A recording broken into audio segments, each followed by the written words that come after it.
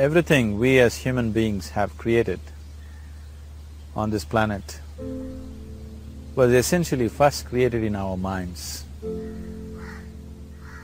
All that you see, which is human work on this planet, first found expression in the mind, then it got manifested in the outside world. So one thing we need to understand is, the wonderful things that we have done on this planet and the horrible things that we have done on this planet, both have come from the human mind. So if we are concerned as to what we create in this world, it's extremely important that first of all we learn to create the right things in our mind, how we keep our minds. If we do not have the power to keep our minds the way we want it, what we create in the world is also going to be very accidental and haphazard. So learning to create our minds the way we want is the basis of creating the world the way we want. There is a wonderful story in the yogic lore. On a certain day, a man took a walk. He went for a long walk. Accidentally, unawares, he walked into paradise. Fortunate, isn't he? He just took a walk and he landed up in paradise. After this long walk, he felt little tired. So he thought, oh, I'm tired, I wish I could rest somewhere. He looked around, there was a nice tree, underneath which there was very cushiony grass. So it was inviting. He went and put his head down there and slept. After a few hours he woke up, well rested, and he thought, oh, I'm well rested, but I'm feeling hungry, I wish I had something to eat. And he thought about all the nice things that he ever wanted to eat in his life. And instantly, all those things appeared in front of him. You need to understand, there the service is like that. Hungry people don't ask questions. Food came and he ate. Stomach became full. Then he thought, oh, my stomach is full, I wish I had something to drink. All the nice things that he ever wanted to drink, he thought about it and all of them just appeared in front of him. Drinking people also don't ask questions, so he drank. Now with a little bit of alcohol in him, you know Charles Darwin told you, all of you are monkeys, your tail fell away. Not me, Charles Darwin told you that you were all monkeys and your tail fell away and then you became human. Yes, definitely the tail fell away, but the monkey… In yoga, we always refer to an unestablished mind as Markata, which means a monkey. Why we are referring to the mind as a monkey is, what are the qualities of a monkey? One thing about a monkey is, it's unnecessary movement. And another thing about the monkey is, if I say you're monkeying somebody, what does it mean? Imitation. Monkey and imitation have become synonymous. So these two essential qualities of a monkey are very much the qualities of an unestablished mind. Unnecessary movement, you don't have to learn it from the monkey, you can teach it to the monkey. And imitation is full-time job of the mind. So when these two qualities are on, a mind is referred to as a monkey. So this monkey became active within him. He just looked around, thought, what the hell is happening here? I asked for food, food came. I asked for drink, drink came. There must be ghosts around here, and ghosts came. Oh, the ghosts have come, they're going to surround me and torture me, he thought. Immediately the ghosts surrounded him and started torturing him. Then he started screaming in pain and said, oh, they're going to kill me, and he died. Just now he said he's a fortunate being. The problem is he was sitting under a kalpa vriksha or a wishing tree.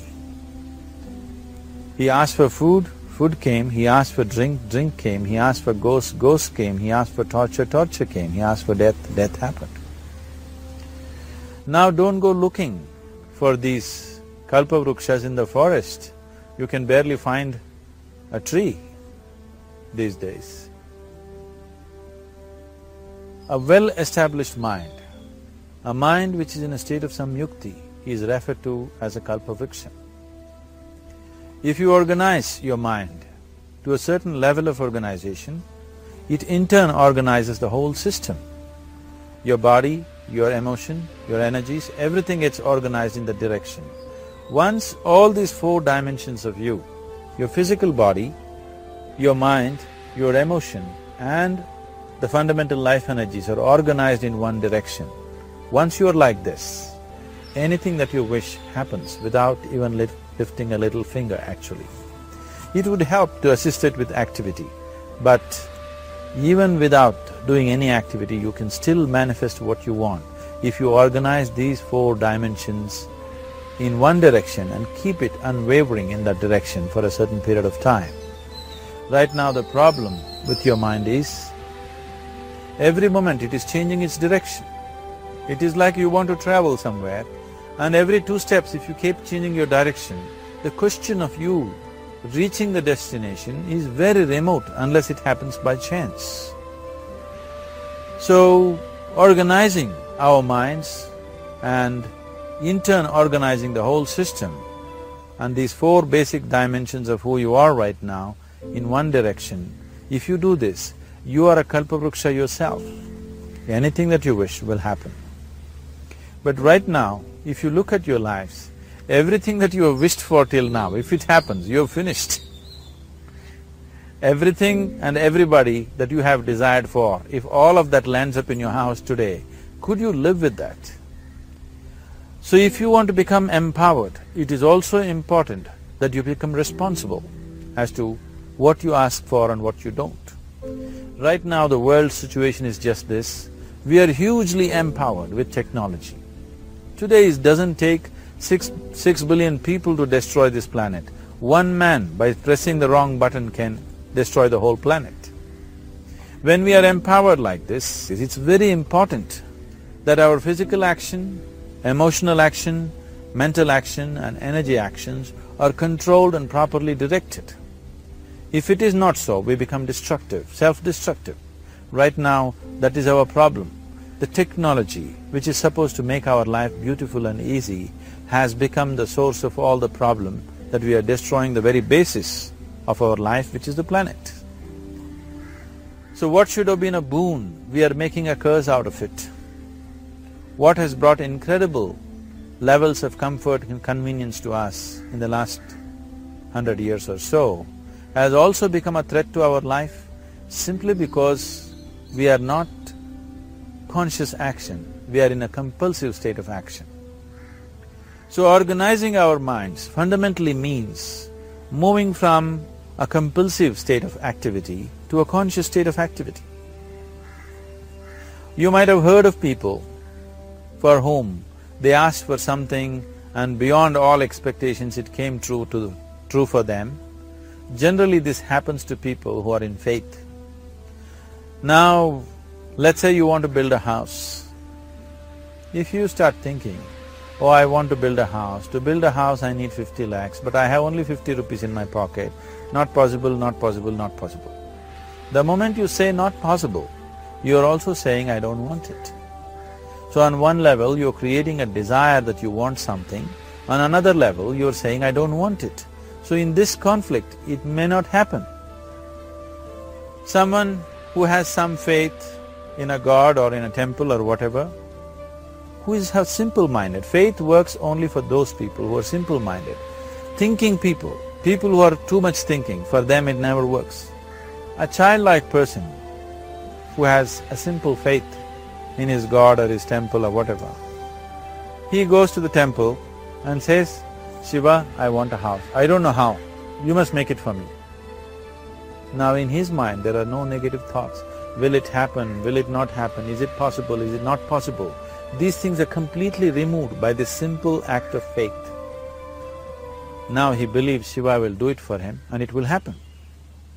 So is Shiva going to come and build your house? No, I want you to understand, God will not lift his little finger for you.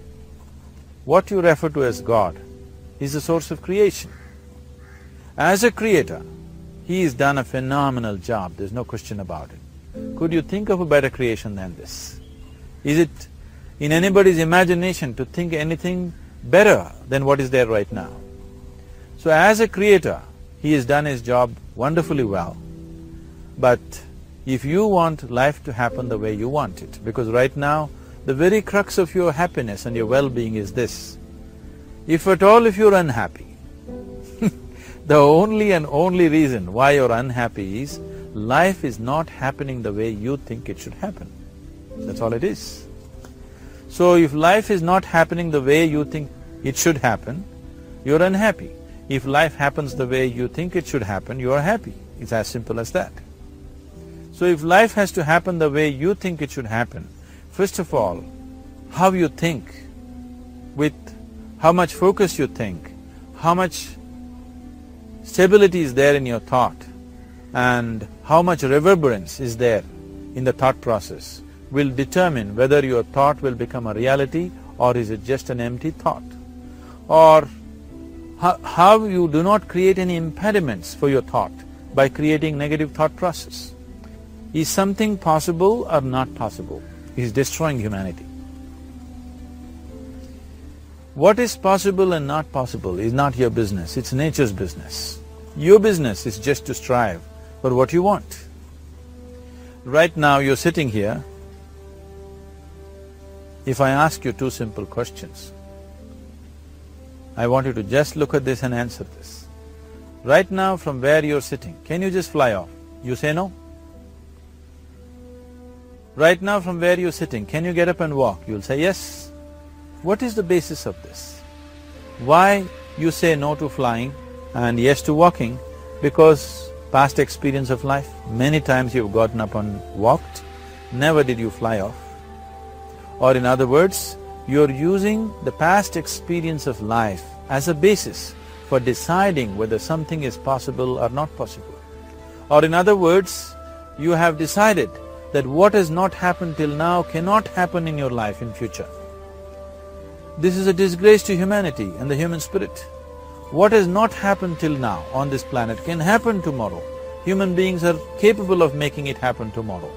So what is possible and what is not possible is not your business. That is nature's business. Nature will decide that. You just see what is it that you really want and strive for that. And if your thought is created in a powerful way, without any negativity, without any negative thoughts bringing down the intensity of the thought process, it will definitely manifest. The whole existence today, modern science is proving, is just a reverberation of energy. It is a vibration. Similarly, your thought is also a vibration. If you generate a powerful thought and let it out, it will always manifest itself. So generally, people are using faith as a means to remove the negative thought. Today, once you have become thinking human beings, your faith is not too deep. It doesn't matter how much faith you think you have, somewhere doubts always crop up. Right now, the way your minds are made, this moment, if God appears right here, you will not surrender to Him. You will want an investigation whether He is really God or not. With this kind of mind, you should not waste your time on faith. So there is an alternative, which is commitment. If you simply commit yourself to creating what you really care for, now once again, your thought gets organized in such a way, there is no such thing as whether it's possible or not possible. There is no hurdle in your thought process. Your thought flows freely towards what you want. Once this happens, making it happen will also naturally follow. So to create what you really care for, first and foremost thing is that what you want must be well manifested in your mind, that this is what I want. Is that what you really want? You must look at it, because any number of things in your life you have thought, this is it. The moment you reach there, you realize that's not it, it's the next one and the next one and the next one. So what is it that one really wants is one thing. First of all, we must explore. Once that is clear, and we are committed to creating it. Now there is a continuous process of thought in that direction. Once you can maintain a steady stream of thought without changing direction, definitely this is going to happen in your life, or it will definitely manifest as a reality in your life. So, either you make this human form into a kalpa vriksha, or you make it into one big mess, which is happening all over. One reason why we have not created the kind of world that all of us would want to live in is, too many people are busy looking up. Too many people are interested in other planets. They're not interested in this planet. For every aspect of their life, they're checking out with other planets. And further, too many people are in service of heaven. They're not on service of this earth. I think right now we need people who are in service of this earth, not heaven. I believe if heaven is closer to divine than where we are, if that is so, I believe they're little more organized than us, they don't need help from us. This has been a major problem on the planet. Anything that is valuable for a human being, anything that is good, the highest aspects of human life have unfortunately been exported to heaven. For example, if you say love, people say God is loving. We do not know whether God is loving or not. Human beings are capable of love. It is very, very important that people understand human beings are capable of love, human beings are capable of compassion, human beings are capable of joy and blissfulness. All the good things that are possible for a human being, unfortunately, have been exported to heaven. If we want to create the kind of world that we want to, we need to understand whatever you refer to as God, the idea of God has entered our mind only because we have seen creation around us. Because there is creation, we have assumed a creator. God is a great creator. What you refer to as God is a source of creation. That source of creation has not failed us, has done a fantastic job. But now the question is about management. If you want to leave the management in the hands of the Creator, He will manage it in His own way, according to His agenda. But that's not what you want. You want life to happen the way you want it. Now, for example, let's say all of you here are the India soccer team for the next World Cup, and I am the coach. So these next 4 years, everything that you need to know about football is taught to you. Everything that I know about football is poured into you in so many ways.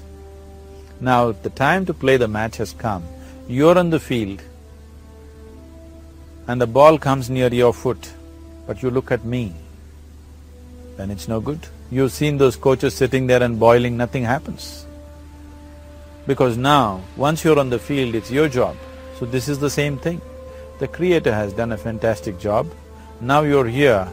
It is for you and me to see how to manage this, how we want it, how to keep this world, how, in what condition would all of us enjoy it best is something that we have to look at. So at every stage in our life, we tend to think, this is it. If this one thing happens, everything will be fine with my life. You reach there and you realize that's not it, and you postpone it to something else and something else. This is going on. The first and foremost thing is, you must be clear what is it that you really want. If you do not know what you want, the question of creating it doesn't arise. If you look at what you really want, what every human being wants is, he wants to live joyfully, he wants to live peacefully. In terms of its relationships, he wants it to be loving and affectionate. Or in other words, all that any human being is seeking for is pleasantness within himself, pleasantness around him. If this pleasantness, if it happens in our body, we call this health and pleasure. If it happens in our mind, we call this peace and joy. If it happens in our emotion, we call this love and compassion. if it happens in our energy, we call this blissfulness and ecstasy. This is all that a human being is looking for. Whether he is going to his office to work, he wants to make money, build a career, build a family, he sits in the bar, sits in the temple, he is still looking for the same thing. Pleasantness within, pleasantness around. If this is what we want to create, I think it's time we addressed it directly and commit ourselves to creating it. So you want to create yourself as a peaceful human being, joyful human being, loving human being, a pleasant human being on all levels. And do you also want a world like this? A peaceful world, a loving world, a joyful world? No, I want greenery, I want food. When we say a joyful world, that means everything that you want has happened. So this is all that you're looking for. So all that you need to do is commit yourself to creating it, to create a peaceful, joyful and loving world, both for yourself and everybody around you. Every day in the morning, if you start your day with this simple thought in your mind, that today, wherever I go, I will create a peaceful, loving and joyful world. If you fall down 100 times in the day, what does it matter? For a committed man, there is no such thing as failure. If you fall down 100 times, 100 lessons to be learnt. If you commit yourself like this to creating what you really care for, now your mind gets organized. Once your mind gets organized, the way you think is the way you feel, your emotion will get organized. Once your thought and emotion is organized, your energies will get organized in the same direction. Once your thought, emotion and energies are organized, your very body will get organized. Once all these four are organized in one direction, your ability to create and manifest what you want is phenomenal. You are the creator in many ways. Why I am saying you are the creator is, I want you to look at the nature of your life right now. If you eat a banana, in 4 hours' time, this banana becomes a human being. There is something within you, a life-creating process, a process which builds this body. The manufacturer of this body is within. You give him a banana, he makes a human being out of that banana. Transforming a banana into a human being is not a small thing. It is a phenomena. It is just that this phenomena is happening within you unconsciously. If you could only consciously manifest this, making a banana into a human being, you are the creator. You are nothing less than that. As the theory of evolution goes, to make a monkey into a human being, it took millions of years. Over an afternoon, you can make a banana into a human being or whatever else, a piece of bread that you eat, into a human being. So, the very source of creation is functioning within you. If you organize these 4 dimensions of mind, emotion, body and energy in one direction, the source of creation is with you. You are the creator. What you want to create will happen to you effortlessly. Once you're organized like this, now you are not a mess. You are a kalpavruksha. You have the power to create what you want. There are tools and technologies as to how to organize this system in such a way that instead of being a psychological mess, you can make yourself into a kalpavruksha. This culture, these traditions, the whole technology of yoga is just about this, transforming yourself from being just a piece of creation to the Creator Himself. This is not in search of God, this is in search of becoming a God. This is not in search of divine, this is in search of becoming divine, because that which you call as divine, that which is the source of existence, is throbbing within you every moment of your life. Otherwise, a piece of bread cannot become a human being in the course of an afternoon. So, shifting from being just a piece of flesh and blood to becoming a creator, there is a whole science and technology for this. There are tools to make this happen. That which is the source of creation is functioning within you every moment of your life. It is just that, have you kept access to that dimension or not? Organizing the 4 basic elements of your life will give you that access. There are tools and technologies to do this. The whole science of yoga, the whole technology that we refer to as yoga, is just about this, transforming yourself from being just a piece of creation to become a creator. For example, 100 years ago, if I picked up something like this and I start speaking to someone who is across in another part of the world, you would think it's some kind of a miracle. Either I must be a messenger or a son or maybe God himself. But today, this is just another gadget that every one of us carry and use. Today sitting here, without using this instrument, if I speak to someone in another part of the world, it is still a miracle for you. So, this instrument happened because of human mind wanting it to happen. 100 years ago, nobody thought this was possible, but today it is just a common thing. Similarly, many things which are not in our perception yet can be brought into our perception, and our ability to create our lives can be greatly enhanced. So the first and foremost thing is to organize the mind and to organize your emotions, body and energy in that line. Once this happens, you are in touch with the fundamental life-creating process within you. Once you're in touch with it, once you're in excess of that power, you have the power to create. You have the power to create your life and your surroundings the way you want it. Because we have lost our power to create, we are making a mess out of ourselves and the world around us. If we operated as the true creator, as it is operating within us, creating this body for us, if we could create our lives with the same sense of organization and sense of purpose, this world and the human being would be in a completely different state. It is my wish and my blessing that every human being in this world should have this access to the source of creation within himself, so that he can function here as a creator, not just as a piece of creation.